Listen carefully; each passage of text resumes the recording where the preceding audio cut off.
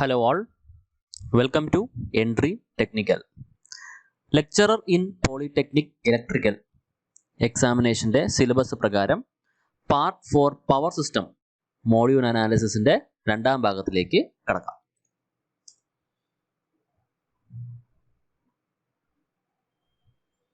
Question number 1. The capacitance of an overhead transmission line increases with. Capacitance of an overhead transmission line increase ചെയ്യുന്ന പ്രക്രിയയാണ് ചോദിച്ചിട്ടുള്ളത്.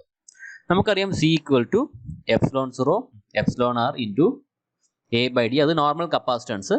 At the same time overhead കപ്പാസിറ്റൻസിനാണെങ്കിലോ 2 pi epsilon 0 epsilon r divided by natural logarithm of GMD by GMR അല്ലേ. ഇതാണ് നമ്മുടെ കപ്പാസിറ്റൻസിന്റെ formula. So ഇതിനകത്ത് പറയുന്നത് കപ്പാസിറ്റൻസ് ഇൻക്രീസ് ആവണം എങ്കിൽ എന്തായിരിക്കും കണ്ടീഷൻ? ഫസ്റ്റ് വൺ പറയുന്നത് increase in the mutual geometric mean distance. അതായത് GMD കൂടിക്കഴിഞ്ഞാൽ ഡിനോമിനേറ്റർ ടേം മൊത്തം കൂടുതലാവും. At the same time capacitance will decrease അല്ലേ. So option 1 is wrong. Second പറയുന്നത് increase in the height of the conductor above the ground. Increase in the height of the conductor above the ground എന്നുള്ളതാണ്. So നമുക്ക് അതായത് effect of earth ആണ് നമ്മൾ second കേസിൽ consider ചെയ്യുന്നത്. First statement wrong ആണെന്ന് നമുക്ക് ഓൾറെഡി മനസ്സിലായി. നെക്സ്റ്റ് ഇവിടെ ഒരു കണ്ടക്ടർ ഉണ്ട്.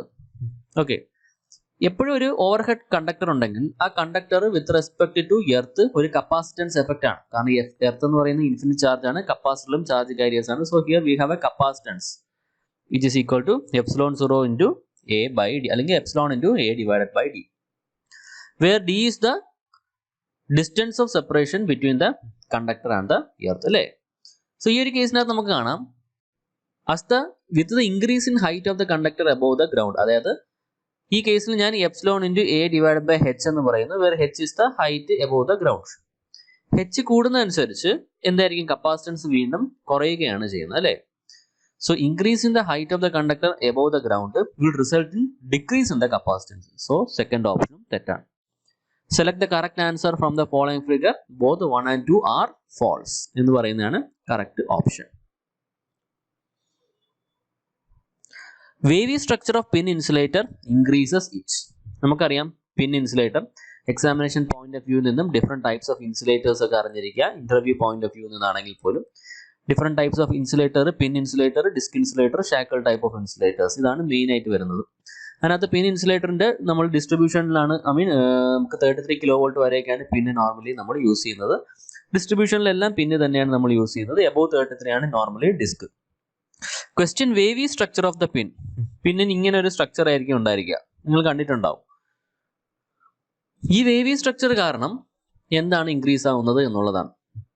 ഇവിടെയാണ് നമ്മുടെ ക്രോസ് ആം വരുന്നത്, ഇവിടെ ആയിരിക്കും നമ്മുടെ കണ്ടക്ടർ വരുന്നത്. സോ വേവി സ്ട്രക്ചർ, ഈ കണ്ടക്ടർ എന്ന് പറഞ്ഞാൽ സപ്ലൈ വോൾട്ടേജ് ഉണ്ടാവും, ഇവിടെ ആയിരിക്കും നമ്മുടെ ക്രോസ് ആർം വരുന്നത്. സോ ഇതിനിടയ്ക്ക് ഒരു ഫ്ലാഷ് ഓവർ വരാം. ഓക്കെ, ഇതിനിടയ്ക്ക് നമുക്കൊരു ഫ്ലാഷ് ഓവർ വരാം.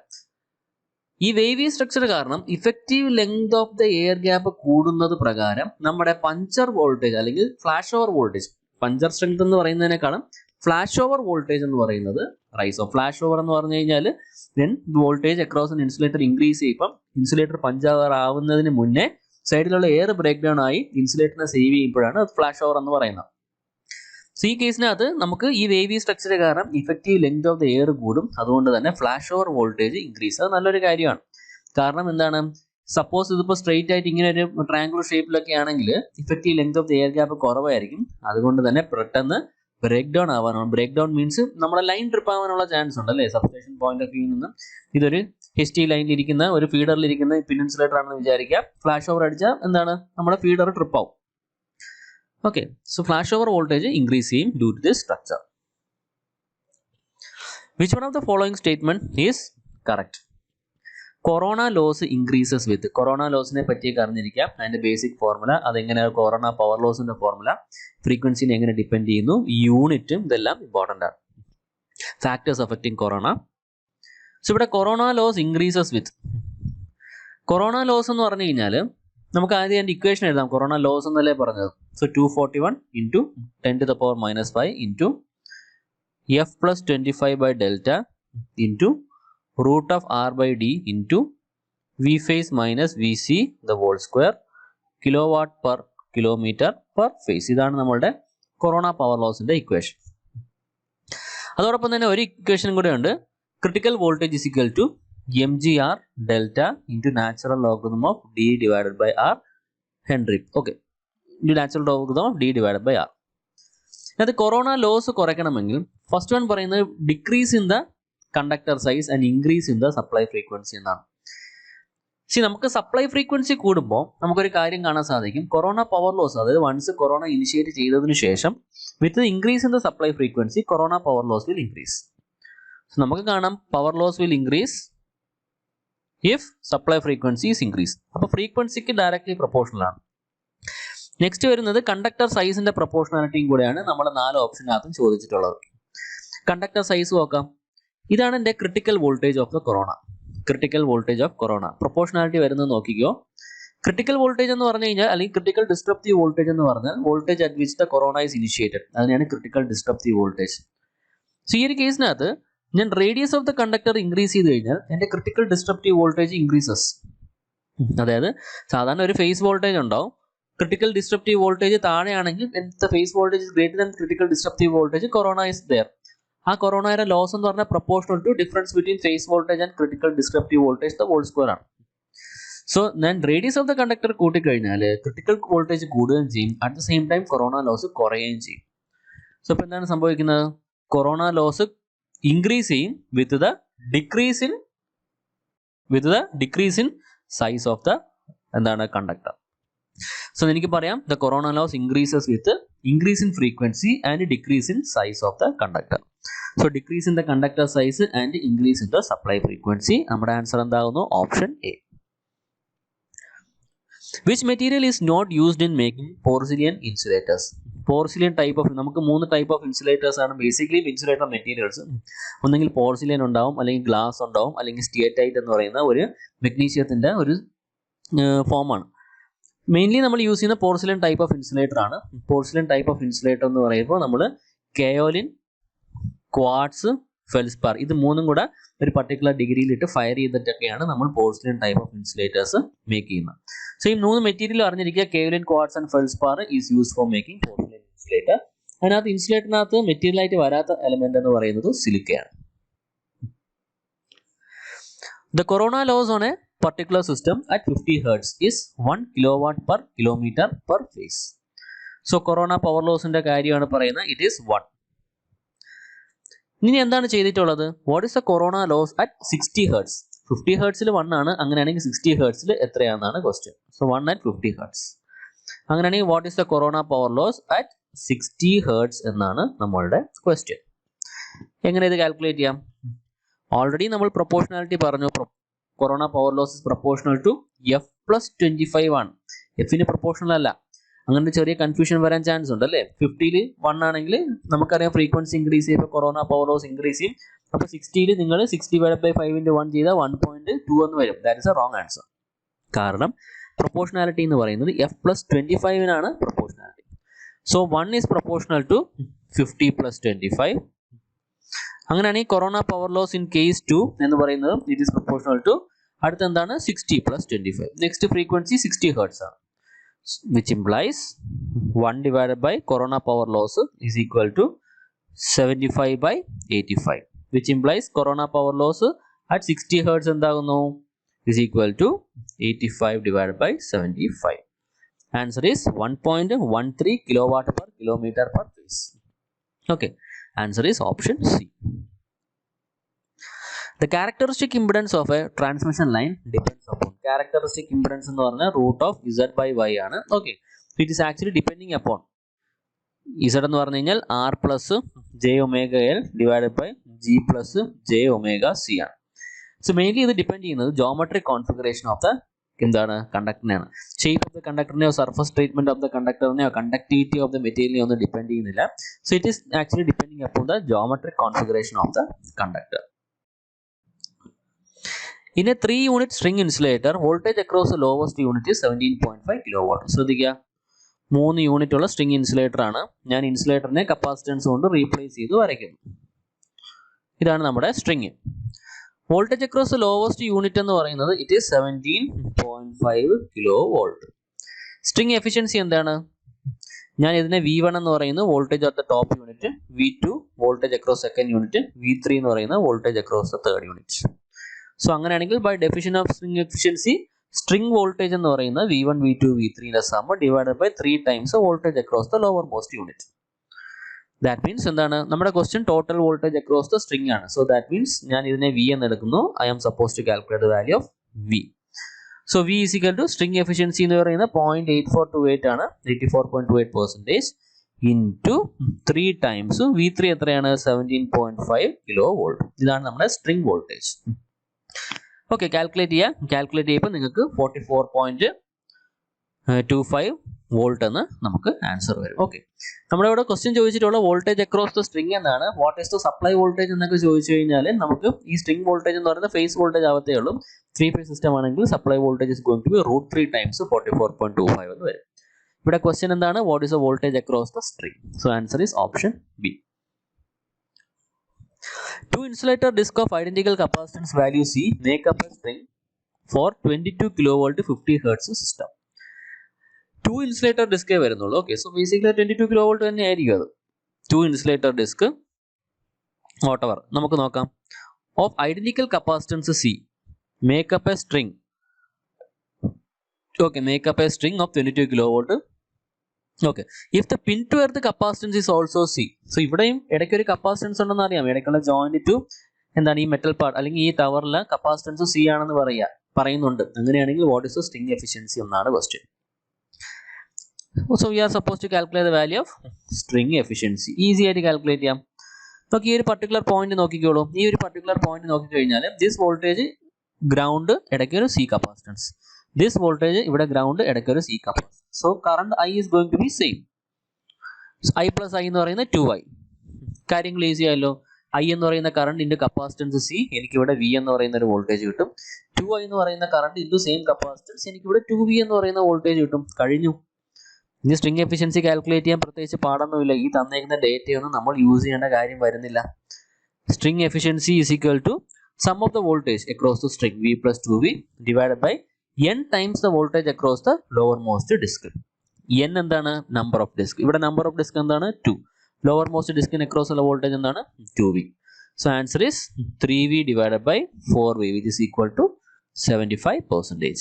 ആൻസർ എന്താകുന്നു? Answer is option B. ഇതിനകത്ത് 22 kV ഒക്കെ തന്നിട്ടുണ്ട്. നമുക്കത് എടുക്കേണ്ട കാര്യമൊന്നുമില്ല. 22 kV എടുത്ത് ചെയ്താലും നിങ്ങൾക്ക് അങ്ങനെ തന്നെ കിട്ടും. റാൻഡം ആയിട്ട് ഒരു വേരിയബിൾ ഇട്ട് ചെയ്താലും നമുക്ക് സെയിം ആൻസർ തന്നെ കിട്ടും. Okay, so answer is option B. A power station has 4 consumers with their maximum demand. See, നമ്മുടെ എക്സാമിനേഷൻ പോയിന്റ് ഓഫ് വ്യൂ നിന്ന് എക്കണോമീസ് ഓഫ് പവർ ജനറേഷൻ, അതായത് load factor, plant capacity factor, plant utilisation factor, demand factor, station demand factor, അതോടൊപ്പം തന്നെ അതിനെ depend ചെയ്തിട്ടുള്ള കുറച്ച് ടേംസും കൂടെ വരുന്നുണ്ട്, യൂട്ടിലൈസേഷൻ ഫാക്ടർ. സോ ഈ ടേംസ് എല്ലാം എന്താണെന്ന് കറക്റ്റ് ആയിട്ട് ഡിഫൈൻ ചെയ്യാൻ അറിഞ്ഞിരിക്കുക. ലോഡ് കർവിൽ നിന്നും എനർജി കൺസംഷനും ലോഡ് ഫാക്ടറും കാൽക്കുലേറ്റ് ചെയ്യാൻ അറിഞ്ഞിരിക്കുക. ലോഡ് ഡ്യൂറേഷൻ കർവ് എന്താണെന്ന് അറിഞ്ഞിരിക്കുക. ഹൈഡ്രോഗ്രാഫ് എന്താണെന്ന് അറിയുക. അങ്ങനെയുള്ള ബേസിക് ക്വസ്റ്റ്യൻസ് ഒക്കെ നമുക്ക് എക്സാമിനേഷന് എക്സ്പെക്ട് ചെയ്യാം. ഇവിടെ power station has 4 consumers with their maximum demand. Maximum demand തന്നിട്ടുണ്ട്. 4 മാക്സിമം ഡിമാൻഡ്. ഒരു പവർ സ്റ്റേഷനിൽ 4 തരം കൺസ്യൂമേഴ്സ് പല പല മാക്സിമം ഡിമാൻഡ് തരുന്നുണ്ട്. Overall maximum demand of the station എന്ന് പറയുന്നത് 100 മെഗാവാട്ട്. അങ്ങനെയാണെങ്കിൽ ദ ഡൈവേഴ്സിറ്റി ഫാക്ടർ എന്താണെന്നാണ് ക്വസ്റ്റ്യൻ. ഡൈവേഴ്സിറ്റി ഫാക്ടറിന്റെ ഡെഫിനിഷൻ എന്താണ്? അതെടുത്ത് അപ്ലൈ ചെയ്യാം. Sum of individual maximum demand. എന്താണ്? Sum of individual maximum demand. Definition ശ്രദ്ധിക്കുക. Divided by the overall maximum demand on the station. Diversity factor is defined as a diversity factor for a plant അല്ലെങ്കിൽ for a station is defined as sum of individual maximum demand by overall maximum demand on the station. So ഇത് ചെയ്താൽ മതി. എത്രയാണ് വരുന്നത്? 40 plus 20 60 90 140 by 100 which is equal to 1.4. Answer എന്താണ്? Answer is option C. So ഇതിനകത്ത് നമ്മൾ unit ആണ് നമ്മുടെ ഇതിന്റെ ഡെഫിനിഷൻസ് ഒക്കെ വളരെ ഇമ്പോർട്ടൻ്റ് ആയിട്ട് ഫോക്കസ് ചെയ്യാം. Answer is option C. The function of electrostatic precipitator in a coal based thermal power plant. Electrostatic precipitator നമ്മൾ എവിടെയാണ് യൂസ് ചെയ്യുന്നത്? നമ്മൾ ഒരു coal based thermal power plant overall ഫംഗ്ഷനും കാര്യങ്ങളൊക്കെ അറിയാം. നമ്മൾ എക്സോസ്റ്റ് സൈഡിലാണ് ഇലക്ട്രോസ്റ്റാറ്റിക് പ്രിസിപ്പിറ്റേറ്റർ യൂസ് ചെയ്യുന്നത്. അതായത് ഫ്ലൂ ഗ്യാസ് വെറുതെ നമ്മൾ എയറിലേക്ക് കടത്തി വിടുന്നതിന് പകരം ഇടയ്ക്ക് ഇലക്ട്രോസ്റ്റാറ്റിക് പ്രിസിപ്പിറ്റേറ്ററും കൂടി യൂസ് ചെയ്ത് കഴിഞ്ഞാൽ ഫ്ലൂ ഗ്യാസിനകത്തുള്ള ഡസ്റ്റിനെ ഒരു പരിധി വരെ അറസ്റ്റ് ചെയ്യുകയും അറ്റ്മോസ്ഫിയറിലേക്ക് കടത്തി വിടാതിരിക്കാൻ സാധിക്കും. So it is used for collecting dust from the flue gas. Flue gas ആണ് എക്സോസ്റ്റ് ഗ്യാസ്. എക്സോസ്റ്റ് വഴി പോകാൻ പറ്റുന്ന ഗ്യാസ്. ഈ ഫ്ലൂ ഗ്യാസിന് ഒരുപാട് ഹീറ്റ് ഉണ്ടാവും. ആ ഹീറ്റ് എനർജിയെ ഒരേക്ക് അബ്സോർബ് ചെയ്തിട്ട് കളയുന്നതിനായിട്ടാണ് നമ്മൾ എക്കണോമൈസർ യൂസ് ചെയ്യുന്നത്. സോ എക്കണോമൈസർ എന്താണെന്ന് ചോദിച്ചു കഴിഞ്ഞാൽ എക്കണോമൈസർ ഈസ് യൂസ്ഡ് ഫോർ, അത് നമ്മളെ ബോയിലറിനകത്തേക്ക് വരുന്ന വെള്ളം ഫ്ലൂ ഗ്യാസിന്റെ ഹീറ്റ് കുറച്ച് വലിച്ചെടുത്തതിന് ശേഷം കുറച്ച് ഹീറ്റഡ് ആയിട്ടുള്ള വാട്ടർ ആയിരിക്കും ഉള്ളിലേക്ക് കയറുന്നത്. സോ അതുകൊണ്ട് ഓവറോൾ എഫിഷ്യൻസി ഇംപ്രൂവ് ആവും. Okay, so answer is option A. Primary transmission is done by. Transmission എന്ന് പറഞ്ഞാൽ പ്രൈമറി ട്രാൻസ്മിഷനും സെക്കൻഡറി ട്രാൻസ്മിഷനും ഒക്കെ ഉണ്ട്. വാട്ട് എവർ ട്രാൻസ്മിഷൻ പ്രൈമറി എന്ന് പറഞ്ഞാൽ it is done by 3 phase 3 wire system. Distribution എന്ന് പറയുന്നതാണ് ശരിക്കും, അല്ലെങ്കിൽ സെക്കൻഡറി ഡിസ്ട്രിബ്യൂഷൻ വരുമ്പോഴാണ് 3 ഫേസ് 4 വയർ സിസ്റ്റം വരുന്നത്. 3 ഫേസ് 4 വയർ. പ്രൈമറി ഡിസ്ട്രിബ്യൂഷൻ വന്നാലും it is 3 phase 3 wire system തന്നെയായിരിക്കും. Primary distribution will also be in the 3 phase 3 wire case. Okay, so നമ്മുടെ answer എന്താണ്? It is 3 phase 3 wire system. 3 sections of a feeder are provided with circuit breakers. ഒരു സെക്ഷന്റെ ഒരു ഫീഡറിന്റെ 3 section കാണിച്ചിട്ടുണ്ട്. Section 1, section 2 and section 3 are provided with circuit breaker. ഓരോ സെക്ഷനിൽ 2 CB വെച്ച് കൊടുത്തിട്ടുണ്ട്. For a fault F as indicated in the figure. ഇവിടെ ഒരു ഫോൾട്ട് സംഭവിച്ചു എന്നാണ് പറയുന്നത്. ഓപ്ഷൻ നോക്കാം എന്താണെന്ന്. CB5 must be set to trip after CB1 trips. അപ്പോൾ എന്താണ് ക്വസ്റ്റ്യന്റെ ഒരു ഫോർമാറ്റ് എന്ന് മനസ്സിലായല്ലോ. ഏത് സർക്യൂട്ട് ബ്രേക്കർ എപ്പോഴൊക്കെ ട്രിപ്പ് ആവണം എന്നാണ് ക്വസ്റ്റ്യൻ. നമുക്കറിയാം ഇവിടെ ഒരു ഫോൾട്ട് സംഭവിച്ചു കഴിഞ്ഞാൽ ഫസ്റ്റ് CB5 CB6 വേണം ട്രിപ്പ് ആവേണ്ടത്. അത് ട്രിപ്പ് ആയിട്ടില്ലെങ്കിലാണ് ബാക്കി കേസിലേക്ക് പോകേണ്ടത്. For a fault at this point CB5 CB6 ആയിരിക്കും പ്രൈമറി റിലേ, ബാക്കിയെല്ലാം ബാക്കപ്പ് റിലേ ആയിരിക്കും. നമുക്ക് നോക്കാം. ഓപ്ഷൻ എ പറയുന്നത് CB5 must be set to trip after CB1 trips. തെറ്റാണ്. ഇവിടെ ഫോൾട്ട് വന്നു കഴിഞ്ഞാൽ ഫസ്റ്റ് CB1 ട്രിപ്പ് ആണ്. ഓക്കെ, അതായത് CB1 should be set to trip after CB5. So 1 is wrong. A is wrong. Option B പറയുന്നത് CB5 must be set to trip after CB3 and CB4 trip. തെറ്റാണ്. Before ആണ്. So this is also wrong. CB5 must be set to trip after CB2 trips. This is also wrong. So option D തന്നെയാണ് correct. CB5 must be set to trip before CB1, CB2, CB3 and CB4. ഇതൊക്കെ trip ആവുന്നതിന് മുന്നേ CB5 set trip ആവാൻ വേണ്ടിയിട്ട് നമ്മൾ set ചെയ്തിട്ടുണ്ടായിരുന്നു.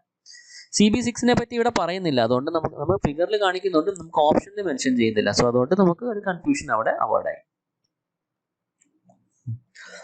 In a 3-step distance protection, the reach of the 3 zones of the relay at the beginning of the first line typically extends up to 3 zone distance protection ആണ്. നമുക്കറിയാം first ലൈനിന്റെ 80%, second ലൈനിന്റെ 50%, third ലൈനിന്റെ 20% പറയാറുണ്ട്, 30% എന്നും ഒക്കെ പറയാറുണ്ട്. Okay, so answer is option B. ഇതാണ് 3 സ്റ്റെപ്പ് ഡിസ്റ്റൻസ് പ്രൊട്ടക്ഷന്റെ ഒരു ഫോർമാറ്റ് എന്ന് പറയുന്നത്. A 3-phase transformer having zero sequence impedance Z0 has zero sequence network as represented in the figure below. ഒരു 3-phase ട്രാൻസ്ഫോമറിന്റെ സീറോ സീക്വൻസ് നെറ്റ്വർക്ക് ആണ് ഇവിടെ കാണിച്ചിട്ടുള്ളത്. The connections of the winding are. ഒരു zero sequence network of a transformer നമ്മൾ വരയ്ക്കുമ്പോൾ നമ്മൾ ട്രാൻസ്ഫോമറിന്റെ connection അറിഞ്ഞിരിക്കണം. അതിനുശേഷം ഫ്രം ദ സ്വിച്ചിങ് ഡയഗ്രാം നമുക്കൊരു സ്വിച്ചിങ് ഡയഗ്രാം അവൈലബിൾ ആണ്. ഓക്കെ, ഇതാണ് നമ്മുടെ സ്വിച്ചിങ് ഡയഗ്രാം. ഈ സ്വിച്ചിങ് ഡയഗ്രാം പ്രകാരമാണ് നമ്മൾ zero sequence network of transformer വരയ്ക്കേണ്ടത്. ഇവിടെ തന്നിട്ടുള്ളത് എന്താണ്? ഇവിടെ ഞാൻ S1 S2 എന്ന് പറയുന്നു, താഴേക്കും 2 സ്വിച്ച് വരുന്നുണ്ട് അല്ലേ. ഇത് S3 എന്നും S4 എന്ന് പറയുന്നു. S3 S4. ഇവിടെ തന്നിട്ടുള്ളത് എന്താണ്? ഇതാണ് നമ്മുടെ Z0. അപ്പോൾ S4ഉം S1ഉം ക്ലോസ്ഡ് ആണ്. S1 and S4 closed. S1 closed ആണെങ്കിൽ അതിന്റെ അർത്ഥം it is star with neutral grounded ആയിരിക്കും. അതാണ് S1 close. So this is closed. So ഈ സൈഡിൽ എന്താണ്? സ്റ്റാർ വിത്ത് ന്യൂട്രൽ ഗ്രൗണ്ടഡ്. ന്യൂട്രൽ സോളിഡ്ലി ഗ്രൗണ്ടഡ് തന്നെയാണ്. കാരണം എന്താണ്? ഇവിടെ neutral reactance grounding resistance grounding ഉണ്ടെങ്കിൽ അതിവിടെ കാണിക്കേണ്ടതായിരുന്നു. സോ Z0ന്റെ റൈറ്റ് സൈഡിൽ വരുമ്പോൾ ഇവിടെ സ്റ്റാറും ആവാം ഡെൽറ്റ ആവാം, നേരെ റെഫറൻസ് ബസ്സിലേക്ക് കണക്റ്റഡ് ആണ്. സോ അതുകൊണ്ട് തന്നെ എൻ്റെ S4 എന്ന് പറയുന്ന സ്വിച്ച് ക്ലോസ്ഡ് ആണ്. സോ രണ്ടാമത്തെ സൈഡ് എന്തായിരിക്കും? ഡെൽറ്റ. സോ എന്താണ് എൻ്റെ ട്രാൻസ്ഫോമർ ഈ കേസിനകത്ത്? Star with ground and delta. Option B, star with ground at neutral delta. Okay, so answer is option B. Three generators rated 100 MVA 11 kV have an impedance of 0.15 per unit each. If in the same plant, അപ്പോൾ നമുക്ക് 3 generator വരുന്നുണ്ട്. Okay, ഇതാണ് നമ്മുടെ 3 generator. 3 ജനറേറ്ററിന്റെ rating എന്തായി മാറുന്നു? 100 MVA 11 kV. Is having an impedance of 0.15 per unit each. മൂന്നിൻ്റെയും 0.15 per unit ആണ്. എല്ലാത്തിൻ്റെയും റേറ്റിംഗ് ഞാൻ എഴുതുന്നില്ല, ഇംപിഡൻസ് മാത്രം ജസ്റ്റ് ഒന്ന് കാണിക്കാം. Okay, these generators are being replaced. Sorry, if in the same plant, these generators have to be replaced. ഇങ്ങോട്ട് feeders ഒക്കെ പോകുന്നുണ്ടെന്ന് വിചാരിക്കാം. If in the same plant, these generators are being replaced by an equivalent single generator. അപ്പോൾ നമ്മൾ എന്താ ചെയ്യേണ്ടത്? ഈ same പ്ലാന്റിൽ എനിക്ക് ഈ ജനറേറ്റേഴ്സിനെ എല്ലാം റീപ്ലേസ് ചെയ്തിട്ട് ഒരു ഇക്വലന്റ് സിംഗിൾ ജനറേറ്റർ വെക്കണം. ഓക്കെ, അതാണ് എൻ്റെ ഡ്യൂട്ടി. അങ്ങനെയാണെങ്കിൽ the effective impedance of the equivalent generator will be, ഈ ജനറേറ്ററിന്റെ ഇക്വലന്റ് ഇംപിഡൻസ് എന്തായിരിക്കണം എന്നാണ് ക്വസ്റ്റ്യൻ. സിമ്പിൾ ടെക്നിക്കാണ് അല്ലേ, നമ്മൾ നെറ്റ്വർക്കിനകത്തൊക്കെ പഠിച്ചിട്ടുണ്ടാവും. മിൽമാൻസ് തിയറം യൂസ് ചെയ്തുകൊണ്ട് ഇതിനെ ഇഫക്റ്റീവ് വാല്യൂ കാൽക്കുലേറ്റ് ചെയ്യാം എന്നുള്ളതാണ്. മിൽമാൻസ് തിയറം വെച്ച് കാൽക്കുലേറ്റ് ചെയ്യുമ്പോൾ എന്തായിരിക്കും? ഇഫക്റ്റീവ് ഇംപിഡൻസ് ആണ് ചോദിച്ചിട്ടുള്ളത്. സോ മിൽമാൻസ് തിയറം യൂസ് ചെയ്യുമ്പോൾ നമുക്കിങ്ങനെ ഒരു ഇക്വലന്റ് സർക്യൂട്ട് വരും. ഇഫക്റ്റീവ് ഇംപിഡൻസ് എന്ന് പറയുന്നത് എന്താണ്? Effective impedance is equal to ഇതിന്റെ മൂന്നിന്റെയും പാരലൽ കോമ്പിനേഷൻ ആണ് വരുന്നത്. സോ 0.15 ഡിവൈഡഡ് ബൈ 3 എന്ന് വരും. Okay, so what is the effective impedance? 0.15 divided by 3 which is equal to 0.05. So എനിക്ക് ചെയ്യാൻ പറ്റുന്ന എന്താണ്? എനിക്കൊരു 100 MVA ജനറേറ്റർ ഒരു 0.05 പെർ യൂണിറ്റ് ഇംപിഡൻസ് തരുന്ന ഒരു 0.05 പെർ യൂണിറ്റ് ഇംപിഡൻസ് ഉള്ള ഒരു ജനറേറ്റർ കൊണ്ട് എനിക്ക് റീപ്ലേസ് ചെയ്യാം എന്നുള്ളതേ ഉള്ളൂ. സോ നമ്മുടെ ക്വസ്റ്റൻ എന്താണ്? What is the effective impedance of equivalent generator? Answer എന്താണ്? Answer is option A 0.05 per unit. The zero sequence current of a generator for a line to ground fault is, for a line to ground faultiനകത്ത് zero sequence current is given by, okay, zero sequence current ആണ് തന്നിട്ടുള്ളത് അല്ലേ. So zero sequence കറണ്ടിന്റെ equation നമുക്കറിയാം. In the case of a line to ground fault it is E divided by x1 plus x2 plus x0 plus 3 times xn. Question, the current through the neutral എന്താണ് എന്നുള്ളതാണ്. So zero sequence current is given by J 2.4, IA0 equal to J 2.4 per unit. നമുക്ക് വേണ്ടത് എന്താണ്? The line to ground fault. Line to ground fault എന്ന് പറഞ്ഞു കഴിഞ്ഞാൽ എന്തായിരിക്കും? What is a current through the neutral എന്നല്ലേ. കറണ്ട് ത്രൂ ദ ന്യൂട്രൽ തന്നെയാണ് നമ്മളെ ലൈൻ ടു ഗ്രൗണ്ട് ഫോൾട്ട് എന്ന് പറയുന്നത്. ഇതൊരു ഫേസ്, ഇതൊരു ഫേസ്, ഇതൊരു ഫേസ് അല്ലേ. ഈ ന്യൂട്രലിൽ കൂടെ ഫ്ലോ ചെയ്യേണ്ട കറണ്ട് ആണ് എത്രയെന്ന് ചോദിച്ചത്. ഇത് തന്നെയാണ് ഒരു single line to ground fault. ഈ ഗ്രൗണ്ട് ഫോൾട്ട് എന്താണ്? തിരിച്ച് ന്യൂട്രൽ വഴി തന്നെയാണ് കയറി പോകുന്നത്. സോ നമുക്ക് ന്യൂട്രൽ കറണ്ട് എത്രയെന്ന് എഴുതാം? Which is equal to 3 times IA0. എന്തായിരിക്കും? It is equal to 3 times 2.4 which is equal to 7.2 per unit. Answer is option C, J 7.2 per unit അല്ലേ. ഇത്രേ വരുന്നുള്ളൂ. സീക്വൻസ് കമ്പോണൻസിന്റെ 3 times ആയിരിക്കും നമ്മുടെ ഫോൾട്ട് കറണ്ട്. ന്യൂട്രൽ കറണ്ട് എന്ന് പറയുന്നത് ഫോൾട്ട് കറണ്ട് തന്നെയാണ് in the case of a line to ground fault. The dielectric loss in an insulation of a lossy underground cable due to leakage current is. അപ്പോൾ ഒരു underground cable ഉണ്ടെങ്കിൽ ആ കേബിളിന് ഒരു leakage current ഉണ്ടാവും. അങ്ങനെ ഉണ്ടാകുന്ന dielectric ലോസിന്റെ expression എന്താണെന്നാണ് question. നമുക്കറിയാം ഒരു കേബിൾ എന്ന് പറഞ്ഞു കഴിഞ്ഞാൽ സിംപ്ലി ആ കപ്പാസിറ്റർ ആണ്. Okay, cable. പക്ഷെ പ്രാക്ടിക്കലി നമ്മൾ നോക്കുകയാണെങ്കിൽ ഒരു കപ്പാസിറ്റർ മാത്രമായിരിക്കത്തില്ല, അതിന് അക്രോസ് ഒരു റെസിസ്റ്റൻസും കൂടെ വരും, ഇൻസുലേഷൻ റെസിസ്റ്റൻസ്. സോ അങ്ങനെയാണെങ്കിൽ ഞാൻ എൻ്റെ ഫേസർ ഡയഗ്രാം ഒന്ന് വരച്ചു കഴിഞ്ഞാൽ വോൾട്ടേജ് ഇതാണ് എൻ്റെ കേബിൾ കറണ്ട് IC എന്ന് പറയുന്നത്. അറ്റ് ദ സെയിം ടൈം എന്താണ്? ഒരു ഇൻഫേസ് കറണ്ട് IR എന്ന് പറയുന്നത് ഇൻസുലേഷൻ റെസിസ്റ്റൻസ് കറണ്ട് കൂടെ ഫ്ലോ ചെയ്യും. സോ എൻ്റെ effective current drawn by the supply നോക്കിയാലോ എന്തായിരിക്കും? എൻ്റെ effective current drawn by the supply ഇതാണ് I. ഇത് ഞാൻ ഡെൽറ്റ എന്ന് പറയും. അങ്ങനെയാണെങ്കിൽ എനിക്ക് പറയാം tan delta is equal to IR divided by IC. IR എന്ന് പറഞ്ഞാൽ V/R, IC എന്ന് പറഞ്ഞാൽ V/XC. സോ എനിക്ക് പറയാം ഇറ്റ് ഈസ് 1/ωCR എന്ന് പറയാം. ഇമ്പോർട്ടൻ്റ് ആണ്. In the case of a cable tan delta equal to 1/ωCR. നമ്മുടെ ക്വസ്റ്റ്യൻ എന്താണ്? Dielectric loss due to leakage current. Leakage current എന്ന് പറഞ്ഞാൽ ത്രൂ ദ ഇൻസുലേഷൻ ആണ്. സോ V²/R ഇത് തന്നെയാണ് എപ്പോഴും ലോസ് എന്ന് പറയുന്നത്, dielectric power loss. Where R is equal to 1/ωC tan delta. സോ സബ്സ്റ്റിറ്റ്യൂട്ട് ചെയ്യാം. നമുക്ക് എന്ത് കിട്ടുന്നു? V² × ωC tan delta എന്ന് കിട്ടും. V² × ωC tan delta. So answer എന്ന് പറയുന്നത് ഇറ്റ് ഈസ് ഓപ്ഷൻ സി. ഇത് സെയിം കേസിനകത്ത് നമ്മളോട് പവർ ഫാക്ടർ എത്രയാണെന്ന് ചോദിക്കാം. ഇതാണ് നമ്മുടെ പവർ ഫാക്ടർ ആംഗിൾ. എങ്ങനെ മനസ്സിലായി? Angle between the supply voltage and supply current. ഇതാണ് സപ്ലൈ വോൾട്ടേജ്, ഇതാണ് എൻ്റെ സപ്ലൈ കറണ്ട്.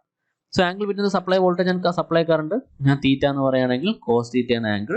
പക്ഷെ നമുക്ക് ഇവിടെ കാണാൻ പറ്റും theta is equal to 90 minus delta. So cos of 90 minus delta which is equal to sine delta. എന്താണ് ഈ sine delta? Nothing but power factor.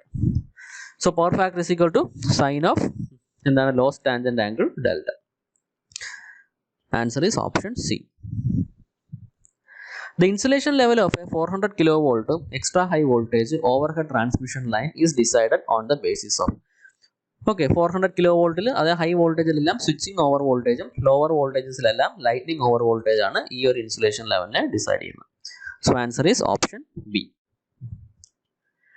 If the fault current is 2000 ampere, the relay setting is 50% and CT ratio is 400:5.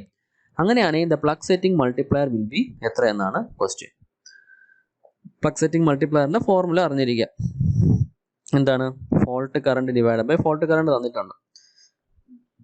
ഇനി എത്ര primary കൂടെ flow ചെയ്തിരുന്നുവെങ്കിൽ നമ്മുടെ relay pickup ആകുന്നു, അതാണ് ഡിനോമിനേറ്ററിൽ വരേണ്ട. സോ റിലേ സെറ്റിംഗ് എത്രയാണ്? റിലേ സെറ്റിംഗ് 0.5 ആണ്. ഓക്കെ, CT റേഷ്യോ എന്ന് പറഞ്ഞാൽ 400/5 ആണ്. സെക്കൻഡറി റേറ്റഡ് 5 ആണ്. ഓക്കെ, അപ്പോൾ നമുക്ക് ഇതിൽ നിന്ന് ആൻസർ കിട്ടും എന്നുള്ളതേ ഉള്ളൂ അല്ലേ. ഫോൾട്ട് കറണ്ട് എന്ന് പറയുന്നത് 2000 ആണെന്ന് പറയുന്നുണ്ട്. So 2000 divide by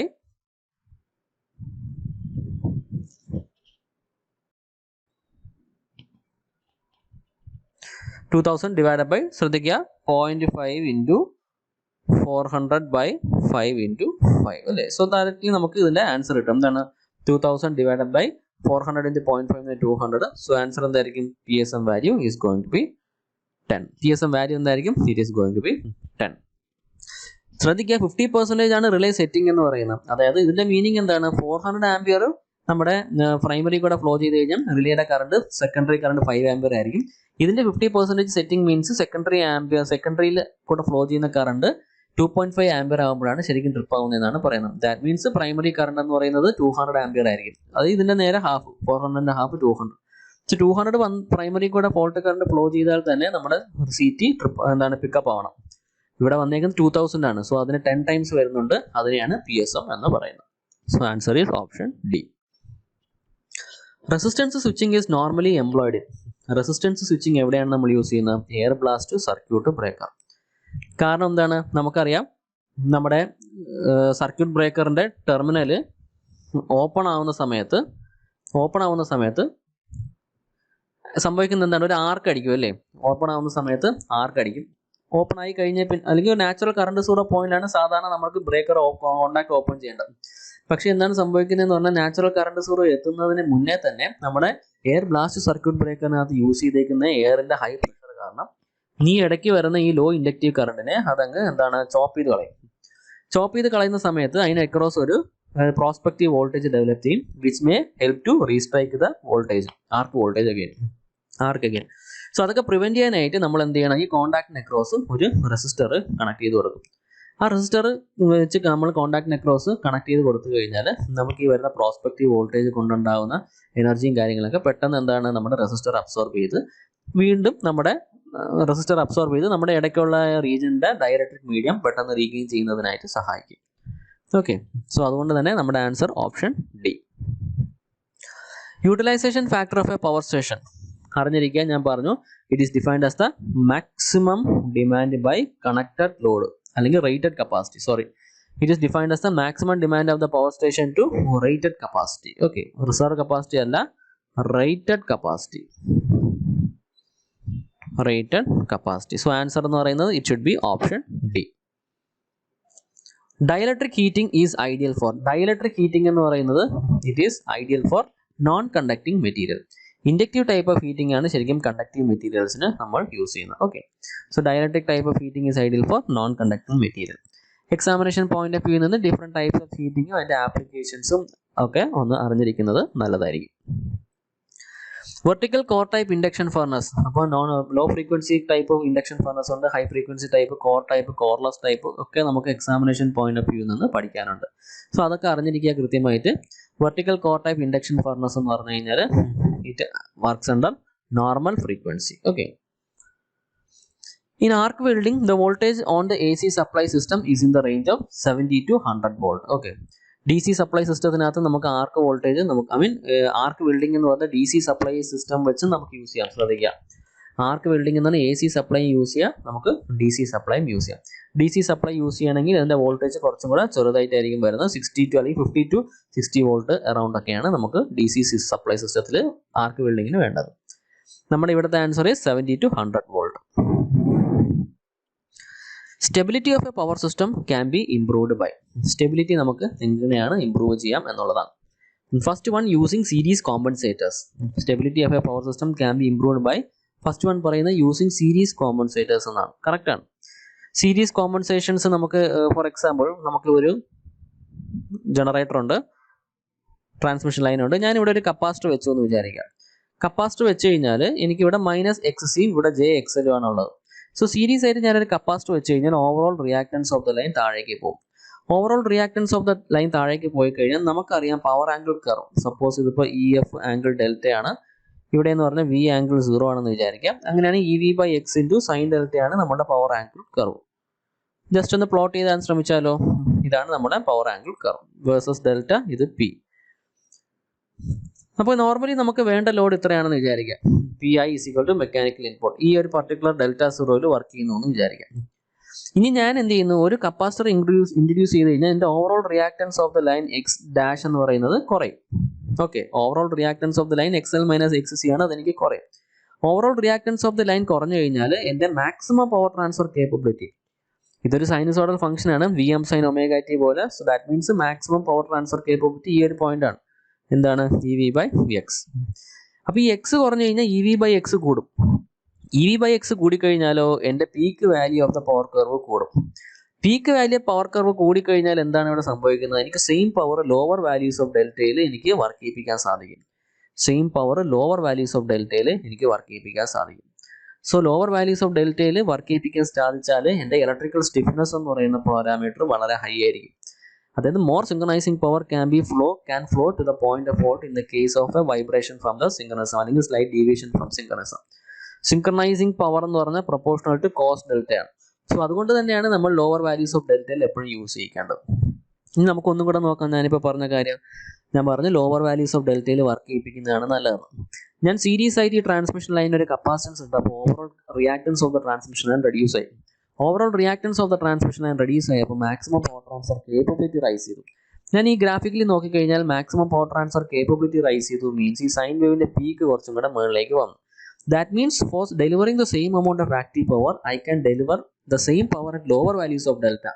lower values of ഡെൽറ്റയിൽ വർക്ക് ചെയ്യാൻ സാധിച്ചു കഴിഞ്ഞാൽ സ്റ്റെബിലിറ്റി ഈസ് മോർ എന്നാണ്. എന്തുകൊണ്ട്? In the case of a deviation from the synchronism, more synchronising power can flow to the fault points to regain synchronism. അതായത് electrical stiffness is high. Okay, 1 is correct.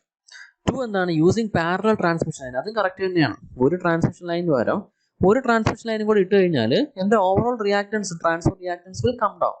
Same effect തന്നെ ഉണ്ടാവും. X will come down, maximum power transfer capability will increase. So answer is 1 and 2 correct ആണ്. Third one പറയുന്നത് reducing the voltage of transmission. തെറ്റാണ്. Transmission voltage കുറയ്ക്കുക means ഈ V ഒക്കെ കുറയ്ക്കുക എന്നുള്ളതാണ്. ഇത് കുറഞ്ഞു കഴിഞ്ഞാൽ എന്താണ്? മാക്സിമം പവർ ട്രാൻസ്ഫർ കേപ്പബിലിറ്റി കുറയും. That means for delivering the same power, I have to work it at higher values of delta, which decreases the stability. So answer is 1 and 2. DS എന്ന് പറയുന്നത് GMR of each subconductor of a 4 subconductor bundle conductor and small d is the bundle spacing. 4 subconductor bundle എന്ന് പറയുമ്പോൾ ഇതാണ് നമ്മൾ arrangement. സ്ക്വയറിന്റെ side ആയിരിക്കും. ബണ്ടിൽ spacing എന്ന് പറയുന്നത് D, അതായത് സൈഡ് ഓഫ് ദ സ്ക്വയർ എന്ന് പറയുന്നത് D ആണ്. അങ്ങനെയാണെങ്കിൽ ഡയഗ്രാം സൈഡ് നമുക്കറിയാം √2D ആയിരിക്കും. ഇത്രയേ ഉള്ളൂ. What is GMR of equivalent conductor? GMR of equivalent conductor എന്ന് പറയുമ്പോൾ നമ്മൾ ഇത് എങ്ങനെയാണ് കാൽക്കുലേറ്റ്? ഇതാണ് ഫുൾ കണ്ടക്ടർ. ഇതിന്റെ ഇക്വലന്റ് കണ്ടക്ടർ എന്ന് പറയുമ്പോൾ ഓരോ സബ് കണ്ടക്ടറിന്റെ GMR കാൽക്കുലേറ്റ് ചെയ്യുക, അതിനെ 4 ടൈംസ് മൾട്ടിപ്ലൈ ചെയ്യുക. ഇതെല്ലാം ഐഡന്റിക്കൽ ആയിരിക്കും. ഇത് sub conductor 1, sub conductor 2, sub conductor 3, sub conductor 4 ആണെന്ന് വിചാരിക്കാം. ഞാൻ സബ് കണ്ടക്ടർ 1ന്റെ GMR ആദ്യം കാൽക്കുലേറ്റ് ചെയ്യുന്നു. അതേ സെയിം തന്നെയായിരിക്കും 2ന്റെയും 3ന്റെയും 4ന്റെയും ഒക്കെ വരുന്നത്, കാരണം എല്ലാം സെയിം കോൺഫിഗറേഷൻ ആണ്. സബ് കണ്ടക്ടർ 1ന്റെ ഓവറോൾ ഡിസ്റ്റൻസ് കാൽക്കുലേറ്റ് ചെയ്യാൻ ശ്രമിച്ചു കഴിഞ്ഞാൽ ഇവിടെ പറയുന്നുണ്ട് D is the bundle spacing, DS എന്ന് പറയുന്നത് GMR of each sub conductor എന്നാണ്.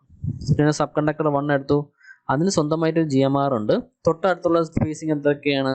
1ഉം 2ഉം തമ്മിൽ സ്മോൾ d, 1ഉം 4ഉം തമ്മിൽ √2d, 1ഉം 3ഉം തമ്മിൽ സ്മോൾ d. ഇതിൻ്റെ ഫോർത്ത് റൂട്ട് ഇതാണ് DS ഇൻറ്റു d³ ഇൻറ്റു √2, അതിൻ്റെ ഫോർത്ത് റൂട്ട്. അപ്പോൾ അവിടെ ഒരു കോൺസ്റ്റന്റ് മാത്രമേ വരുന്നുള്ളൂ, 1.09 എന്ന് പറഞ്ഞാൽ. സോ നമ്മൾ കാൽക്കുലേറ്റ് ചെയ്യേണ്ട കാര്യമില്ല. നമുക്കറിയാം it is 1.09 into fourth root of DS into small d³. ഇതാണ് നമ്മുടെ GMR of a single sub conductor. ഇനി സബ് കണ്ടക്ടർ ബണ്ടിലിൻ്റെ എങ്ങനെ കാൽക്കുലേറ്റ് ചെയ്യാം? സെക്കൻഡ് സബ് കണ്ടക്ടറിൻ്റെ GMR കാൽക്കുലേറ്റ് ചെയ്യാം, അതിന് സെയിം വാല്യൂ തന്നെ വരും. തേർഡ് സബ് കണ്ടക്ടറിൻ്റെ GMR കാൽക്കുലേറ്റ് ചെയ്യാം, സെയിം വാല്യൂ തന്നെ വരും. ഫോർത്ത് സബ് കണ്ടക്ടറിൻ്റെ GMR കാൽക്കുലേറ്റ് ചെയ്യാം, സെയിം വാല്യൂ തന്നെ വരും. ഓവറോൾ സബ് കണ്ടക്ടറിൻ്റെ അതായത് ഓവറോൾ കണ്ടക്ടറിൻ്റെ GMR അപ്പോൾ എങ്ങനെ കാൽക്കുലേറ്റ് ചെയ്യണം? 4ന്റെയും കൂടെ പ്രോഡക്റ്റ് എടുക്കുക, വീണ്ടും ഫോർത്ത് റൂട്ട് എടുക്കുക. അങ്ങനെ ചെയ്യുമ്പോഴും നമുക്ക് ഇൻഡിവിജ്വൽ സബ് കണ്ടക്ടറിൻ്റെ GMR തന്നെ വരും. സോ ആൻസർ എന്തായിരിക്കും? Answer should be option D. Answer എന്തായിരിക്കും? Option D. Power transmission line are transposed. എന്ത് പർപ്പസിനാണ് നമ്മളൊരു പവർ ട്രാൻസ്മിഷൻ ലൈനെ ട്രാൻസ്പോസ് ചെയ്യുന്നത്? ട്രാൻസ്പോസിഷന്റെ മെയിൻ റീസൺ എന്ന് പറയുന്നത് to reduce the interference with neighbouring communication lines അല്ലേ. To equalize the sending and receiving end voltages, impedance is connected at the receiving end of the transmission line, having the following ABCD parameters. അതായത് നമുക്ക് ചെയ്യേണ്ടത് എന്താണ്? We are supposed to equalize the sending and receiving end voltages. Sending end voltage receiving end voltage നമുക്ക് equalise ചെയ്ത് വിടണം. അപ്പോൾ നമ്മൾ എന്താണ് ചെയ്യേണ്ടത് നോക്കാം. നമുക്കൊരു ABCD പാരാമീറ്റേഴ്സ് തന്നിട്ടുണ്ട് ഫോർ എ ട്രാൻസ്മിഷൻ ലൈൻ. ഏതോ ഒരു ഇംപിഡൻസ് കണക്ട് ചെയ്ത് കഴിഞ്ഞാൽ നമുക്ക് ഇങ്ങനെ സാധിക്കും എന്നാണ് പറയുന്നത്. അത് ട്രാൻസ്മിഷൻ ലൈൻ ഉണ്ട്. Transmission line is having A, B, C and D parameter. നമ്മൾ റിസീവിംഗ് എൻഡ് സൈഡിൽ ലോഡും കാര്യങ്ങളൊക്കെ വരുന്നുണ്ട്. സോ നോർമലി വർക്കിംഗ് കണ്ടീഷനിലാണെങ്കിൽ നമ്മുടെ sending end side will be lesser than receiving end side voltage. എന്നാൽ ലൈറ്റ് ലോഡ് കണ്ടീഷനിലൊക്കെ ആണെങ്കിൽ sending end side voltage will be receiving end side voltage will be greater than the sending end side voltage Ferranti effect. നോക്കാം എന്ത് impedance ആണ് നമ്മൾ connect ചെയ്യേണ്ടതെന്നാണ് question. നമുക്കറിയാം VS is equal to A into VR plus B into IR. ഇതാണ് ABCD parameter. അതുപോലെ തന്നെ sending end current VS എന്ന് പറയുന്ന സെൻഡിങ് എൻഡ് വോൾട്ടേജ്, IS എന്ന് പറയുന്ന sending end current. Sending end current is equal to C into VR plus D into IR. ഇതിനകത്ത് Aയും Dയും Bയും ഒക്കെ തന്നിട്ടുണ്ട്. ഓക്കെ, സോ നമുക്ക് ബേസിക്കലി വേണ്ടത് എന്താണ് ഇതിനകത്ത്? ഇമ്പിഡൻസ് സോ കണക്ട് ചെയ്യണം എന്ന് പറയുമ്പോൾ നമുക്ക് VR divided by IR.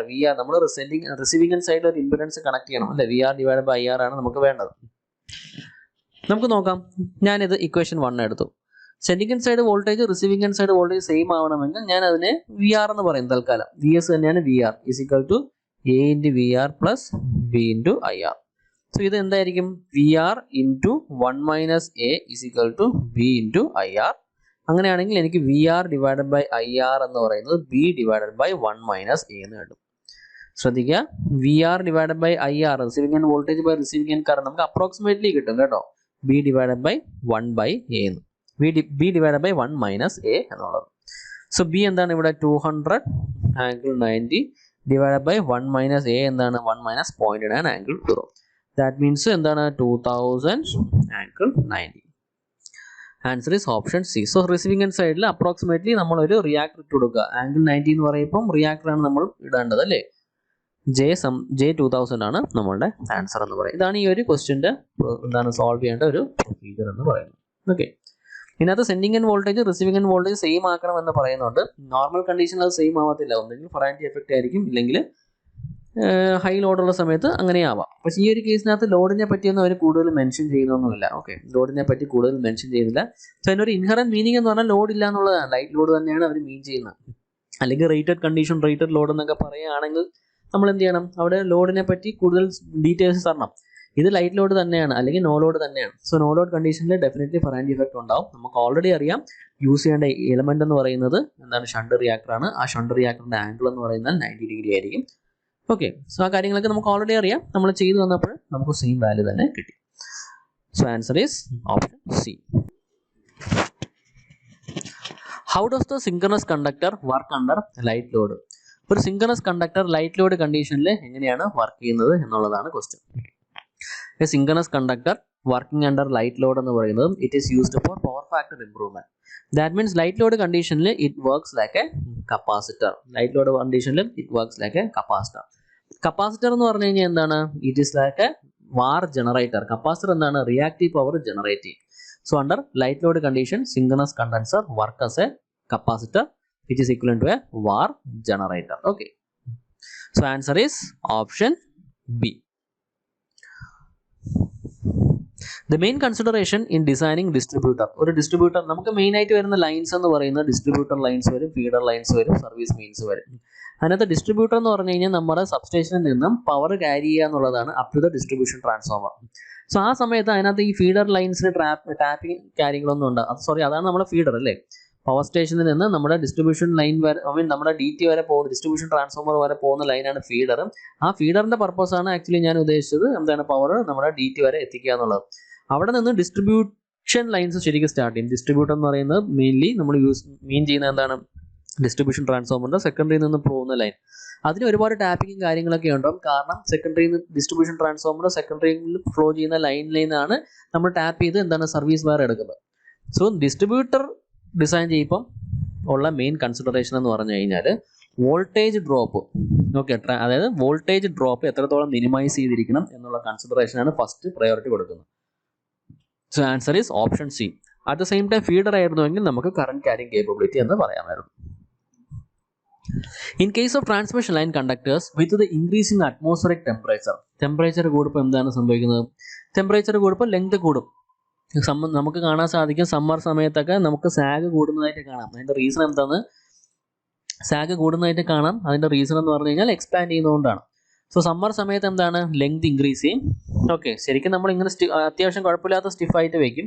Summer സമയത്ത് എന്ത് ചെയ്യുന്നു, അത് ഇങ്ങനെ സാഗ് ചെയ്ത് വരും. കാരണം ലെങ്ത് കൂടുന്നു. ലെങ്ത് കൂടുമ്പോൾ നോർമലി അതിൻ്റെ ഒരു ടെൻഷനൊക്കെ കുറയുന്നു. ഓക്കെ, അല്ലെങ്കിൽ അതിൻ്റെ സ്ട്രെസ് കുറയുന്നു.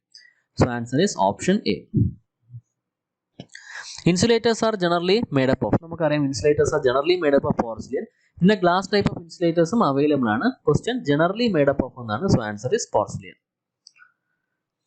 HT cables are generally used up to. നമ്മളെ കേബിൾസിന്റെ വർക്കിംഗ് വോൾട്ടേജ് ഒക്കെ വളരെ ഇമ്പോർട്ടൻ്റ് ആണ്. Low tension, high tension, super tension, extra high tension, extra super voltage cable. ഇതിനെല്ലാത്തിൻ്റെയും എന്താണ് വോൾട്ടേജ് ക്ലാസിഫിക്കേഷൻ ഇമ്പോർട്ടൻ്റ് ആണ്. സോ നമ്മുടെ ക്വസ്റ്റ്യൻ എന്ന് പറഞ്ഞു കഴിഞ്ഞാൽ HT കേബിൾസ് LT ആണെങ്കിൽ 1 kV വരെയും HT കേബിൾസ് ആണെങ്കിൽ 11 kV വരെയും ആണ് നമ്മുടെ final answer. Okay, so HT cables എന്ന് പറഞ്ഞു കഴിഞ്ഞാൽ എന്താണ്, it is used up to 11 kV. Super tension cable എന്ന് പറഞ്ഞാൽ 22 to 33 kV വരെ സൂപ്പർ ടെൻഷൻ. അതിൻ്റെ മുകളിൽ EST 132 എബോ ആണെങ്കിൽ എക്സ്ട്രാ സൂപ്പർ വോൾട്ടേജ് കേബിളും ആണ്. ഓക്കെ, സോ നമ്മുടെ ഈ ക്വസ്റ്റ്യൻ്റെ ആൻസർ ഈസ് 11 kV. അതോടൊപ്പം തന്നെ ക്ലാസിഫിക്കേഷൻ ഓഫ് വോൾട്ടേജ് ഒക്കെ ജസ്റ്റ് ഒന്ന് അറിഞ്ഞിരിക്കുക. Low voltage, medium voltage, high voltage. കേബിൾസിൽ തന്നെ screened cable, pressurised cable, belted cable എന്നിങ്ങനെ ഒരു ക്ലാസിഫിക്കേഷൻ ഒക്കെ വരുന്നുണ്ട്. സോ അതെല്ലാം ജസ്റ്റ് ഒന്ന് നോക്കിയിട്ട് പോവാം. സോ ഇതാണ് നമുക്ക് എക്സ്പെക്ട് ചെയ്യാൻ പറ്റുന്ന another set of question from part 4 power systems. Okay, thank you.